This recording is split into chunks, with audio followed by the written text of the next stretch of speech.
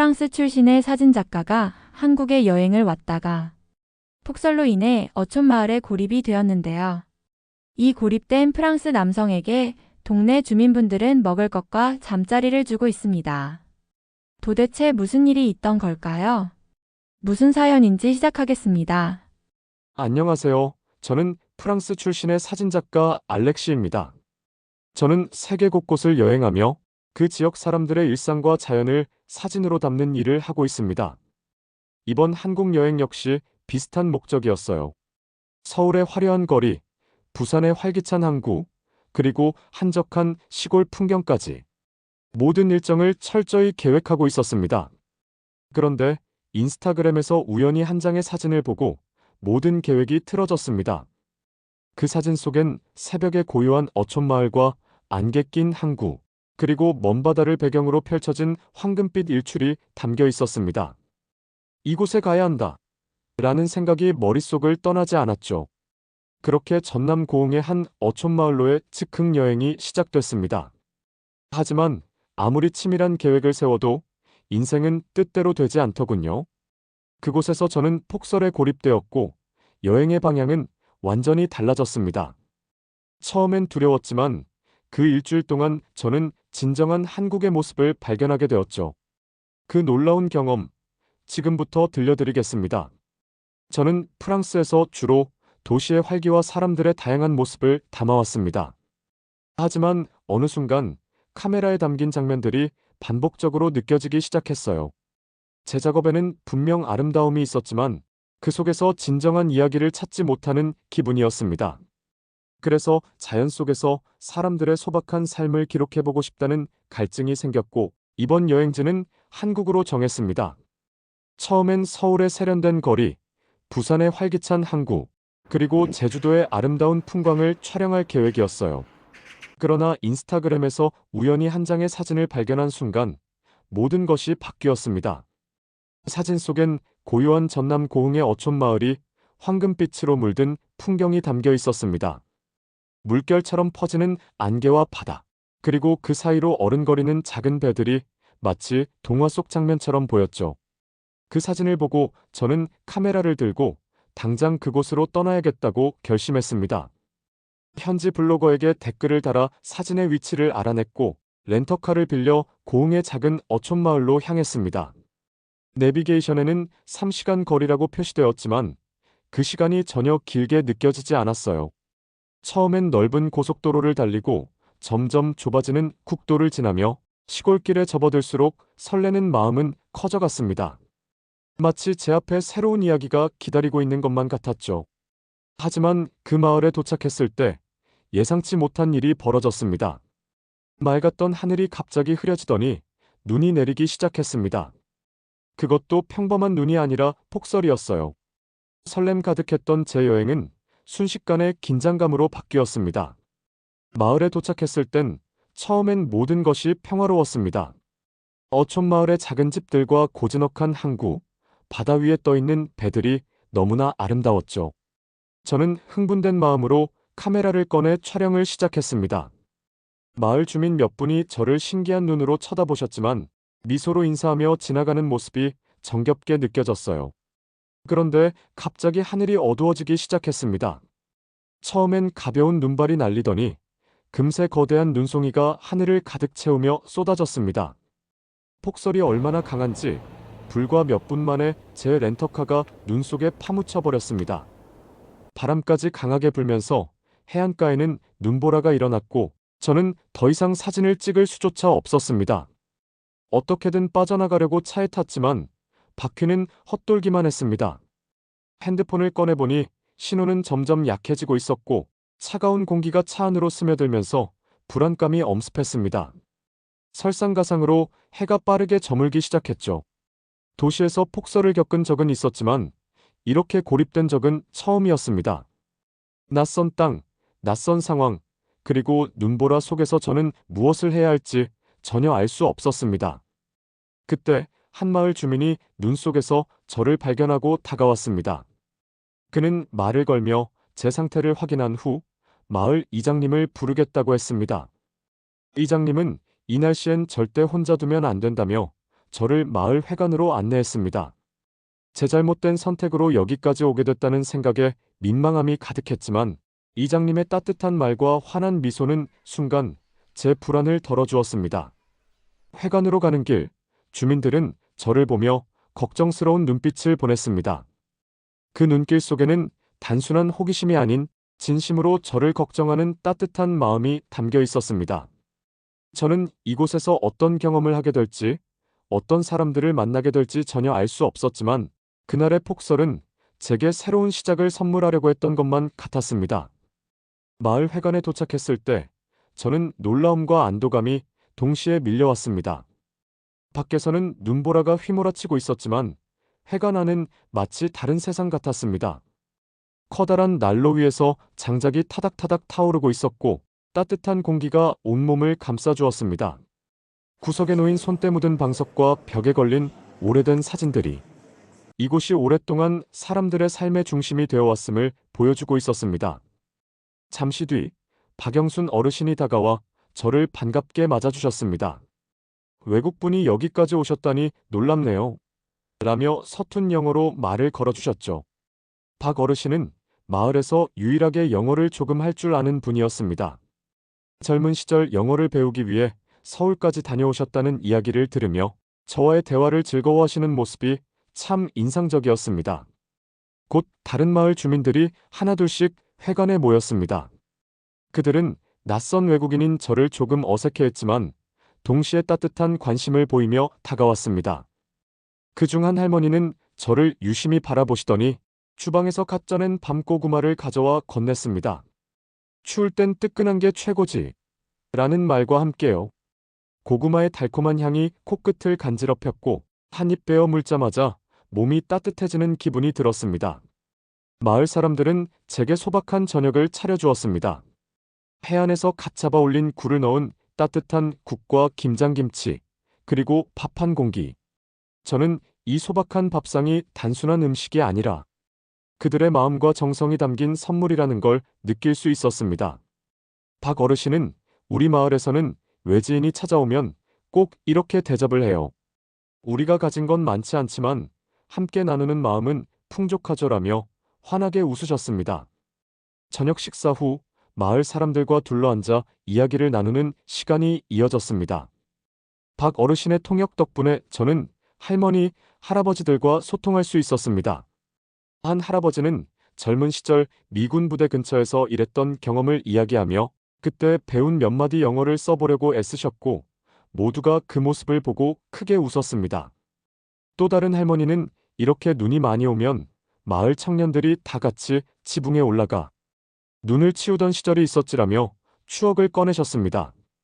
시간이 갈수록 저는 점점 마음이 편안해졌습니다. 처음에는 낯선 환경과 상황 때문에 불안했지만 사람들의 따뜻한 말과 행동 덕분에 걱정이 사라졌습니다. 그날 밤 이장님이 가져다 준 두꺼운 담요를 덮고 누웠을 때 저는 문득 깨달았습니다. 이곳에서 내가 찾으려 했던 건 단순한 풍경이 아니라 사람들의 따뜻한 온기였구나. 다음날 새벽 저는 낯선 소리에 잠에서 깼습니다. 창문 너머로 보니 마을 주민들이 삽과 도구를 들고 눈을 치우기 시작하는 모습이 보였습니다. 해는 아직 떠오르지 않았는데도 60대에서 80대에 이르는 어르신들이 하나둘씩 길로 나와 항구 주변과 골목길의 눈을 치우고 있었습니다. 그 모습은 마치 잘 짜인 오케스트라처럼 보였어요. 서로 말이 없어도 자연스럽게 각자의 역할을 알고 있었고 누구 하나 지시하지 않아도 모두가 능숙하게 움직였습니다. 저도 가만히 있을 수 없어 밖으로 나갔습니다. 제가 도와드릴게요. 라고 말하며 삽을 들었지만 익숙하지 않은 눈 치우기는 생각보다 쉽지 않았습니다.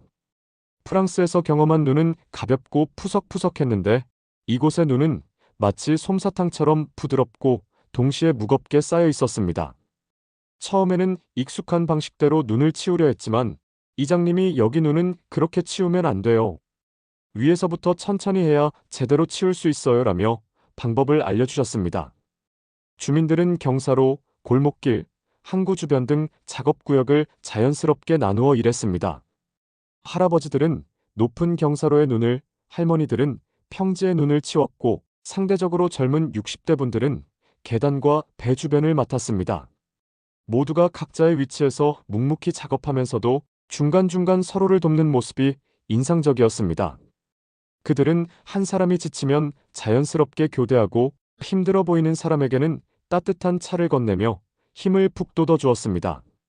눈 치우기가 한창 진행될 무렵 한 할머니가 보온병에 담긴 생강차를 나눠주셨습니다.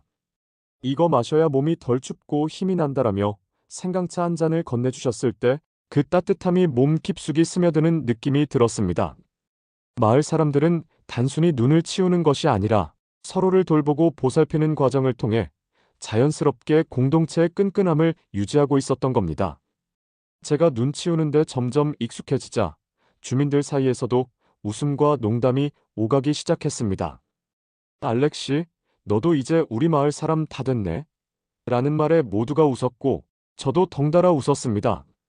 땀이 비오듯 흘렀지만 이상하게도 힘들다는 생각은 들지 않았습니다. 오히려 이렇게 다 함께 일을 하며 협력하는 과정이 즐겁게 느껴졌죠. 눈 치우는 작업이 끝나고 마을 사람들은 자연스럽게 마을 회관으로 모였습니다.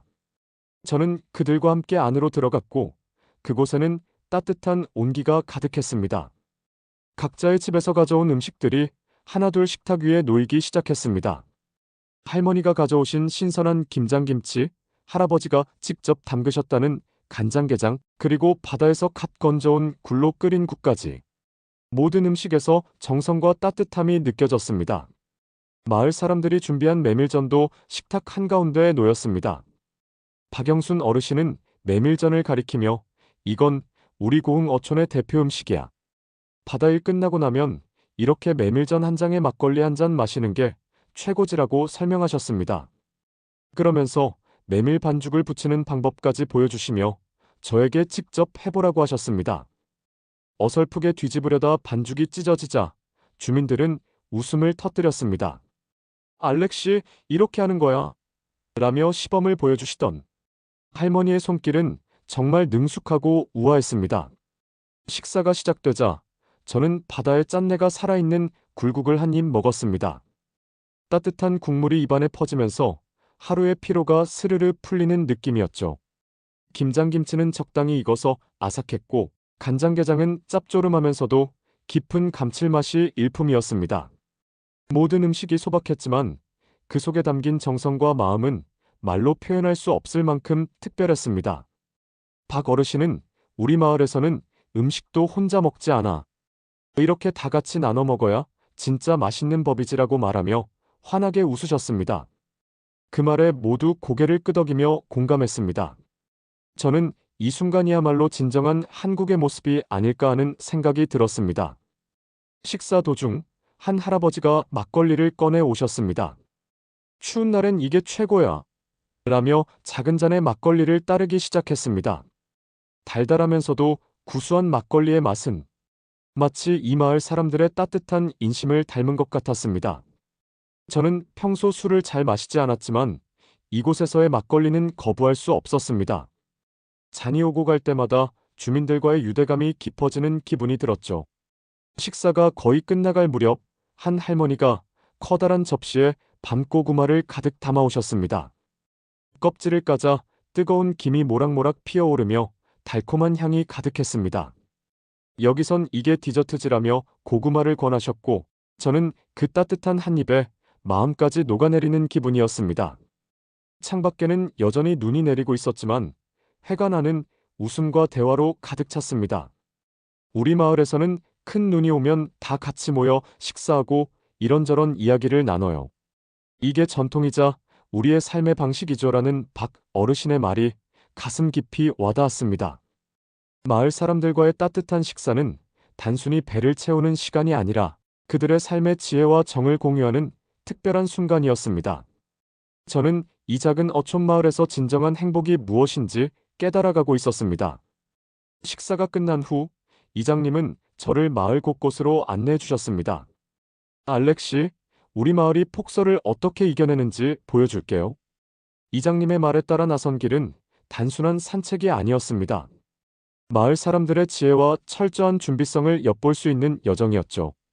먼저 방문한 곳은 마을 공동 창고였습니다. 창고 문을 열자 내부에는 장작, 쌀자루, 말린 해산물, 그리고 각종 비상식량이 체계적으로 정리되어 있었습니다. 장작은 크기별로 분류되어 있었고, 매실청, 생강청 같은 천연 보약들도 가지런히 놓여 있었습니다. 우린 겨울이 되기 전에 모든 준비를 끝내야 해. 폭설이 오면 며칠 동안 외부와 완전히 단절되기도 하거든. 이장님은 마을 사람들이 폭설에도 끄떡없는 이유가 바로 이러한 철저한 대비 덕분이라고 말씀하셨습니다. 장독대도 인상적이었습니다. 커다란 항아리들 속에는 된장, 간장, 고추장이 가득 차 있었죠. 박영순 어르신은 여기 있는 장들은 몇 년씩 숙성된 것들이야. 이런 날엔 된장찌개 한 그릇이 정말 든든하지라며 자랑스레 설명해 주셨습니다. 저는 그 항아리들을 보며 단순히 음식을 저장하는 공간이 아니라 마을의 역사와 전통이 담겨 있다는 걸 느꼈습니다. 또한 주민들은 모든 것을 서로 나누고 있었습니다. 한 가구에서 남은 쌀은 이웃에게 나누어 주고 다른 집에서는 고춧가루나 말린 나물을 내놓았습니다. 여기선 부족한 게 있으면 서로 나누면 돼. 그렇게 살아온 지 벌써 몇 세대째야라며 박 어르신이 미소 지으셨습니다. 나눔은 이곳 사람들에게 특별한 일이 아니라 자연스럽고 당연한 삶의 방식이었던 겁니다. 이뿐만이 아니었습니다. 마을에는 비상 상황을 대비한 작은 발전기가 준비되어 있었고, 주민들은 핸드폰 배터리를 차례로 충전하며 외부 소식도 놓치지 않았습니다. 라디오는 항상 켜져 있었고, 스피커에서는 뉴스와 기상 상황이 실시간으로 흘러나왔습니다. 이장님은 이런 준비가 없으면 갑작스러운 폭설에 대처할 수 없지라며 자신감을 보이셨습니다. 저는 이러한 철저한 대비를 보며 감탄하지 않을 수 없었습니다. 자연에 맞서 싸우기보다 자연과 공존하며 그 속에서 생존의 방법을 터득한 이들의 지혜는 제가 살아온 방식과는 완전히 달랐습니다. 마을 사람들은 눈이 많이 오면 불편하지만 그 덕분에 서로 도울 수 있는 기회가 생기잖아라고 말했습니다. 불편함을 불평하지 않고 오히려 그것을 기회로 삼는 태도가 인상적이었습니다. 저녁 무렵 이장님은 마을 뒷산으로 저를 데려가셨습니다. 그곳에는 작은 절이 자리 잡고 있었고 절 안에는 항상 비상식량과 담요, 난로가 준비되어 있었습니다. 폭설이 너무 심할 때는 이 절이 우리의 피난처야. 예전부터 이렇게 준비해왔지. 스님의 설명을 들으며 저는 이곳 사람들의 지혜와 공동체 정신이 오랜 시간에 걸쳐 쌓여온 것임을 깨달았습니다. 이날 저는 단순히 눈 속에서 살아가는 기술을 배운 게 아니었습니다. 이 마을의 주민들이 자연과 함께 살아가는 법, 그리고 위기를 기회로 바꾸는 지혜와 태도를 깊이 이해하게 되었습니다. 폭설은 이들에게 단순히 고립의 시간이 아니라 서로의 정을 확인하고 협력하는 시간이었습니다. 마을로 돌아오는 길, 박 어르신이 이렇게 말씀하셨습니다. 여긴 자연과 사람이 공존하는 곳이야. 그걸 배운다면 너도 우리 마을 사람이 되는 거지. 그 말에 저는 깊은 감동을 받았습니다. 이 마을에서 저는 단순히 여행자가 아닌 한 사람의 일원으로 받아들여지고 있다는 느낌이 들었기 때문입니다. 일주일간 폭설 속에서 지낸 고흥의 어촌마을. 처음에는 낯선 환경과 갑작스러운 고립으로 불안했지만 그곳에서 저는 단순한 여행 이상의 특별한 경험을 했습니다. 한국 어촌 사람들의 따뜻한 환대와 서로를 위해 헌신하는 모습은 제게 진정한 공동체의 의미를 일깨워 주었죠. 이곳에서 만난 마을 주민들은 자연과 공존하며 어려움을 함께 극복하는 삶을 살아가고 있었습니다. 그들이 만들어낸 따뜻한 밥상, 함께한 제설 작업, 그리고 노랫소리가 어우러진 회관의 밤까지 모든 순간이 소중한 배움이었습니다. 무엇보다도 이곳 사람들은 나눔과 배려를 통해 일상의 행복을 만들어가고 있었죠. 비행기로 돌아가는 길, 저는 이곳에서의 경험을 마음 깊이 새기며 블로그에 글을 쓰기 시작했습니다. 고립된 폭설 속에서 나는 진정한 삶의 의미를 발견했다라는 제목과 함께요. 저는 다시 이곳을 방문할 겁니다. 이번에는 우연이 아닌 고마움과 그리움의 마음으로요. 여러분도 이런 따뜻한 한국의 이야기를 직접 경험해보고 싶지 않으신가요? 영상이 마음에 드셨다면 좋아요와 구독 부탁드립니다.